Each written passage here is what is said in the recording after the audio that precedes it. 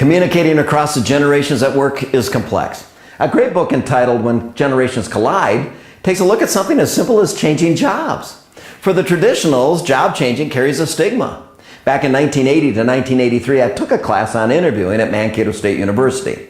The recommendation at that time in the textbooks was not to change jobs more often than every 7 to 10 years. Otherwise, you may look like a job hopper on your resume. Loyalty and seniority were valued. For the baby boomers, job changing puts you behind. I later taught that same interviewing class at the same university.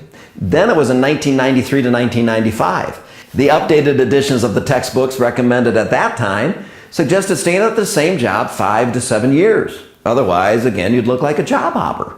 Boomers believe you have to be there for a while to be in the position for the next promotion. Climbing the organizational hierarchy takes some time.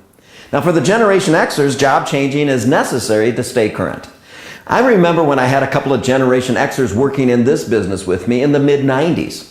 Experts recommended at that time using the employee's resume as the performance appraisal tool. And as long as something new appeared on the Xer's resume every 90 days, some new software, some new hardware, some new skill, Xers would stay. But if the resume became stale, they would bolt because they knew they were getting behind. And now our millennials, take a look at this. Job changing is part of my daily routine. Millennials want variety in their job activities. They may want to work in production in the morning, customer service in the afternoon, and work at the bike-a-thon, jump-a-thon, or any-thon tomorrow morning.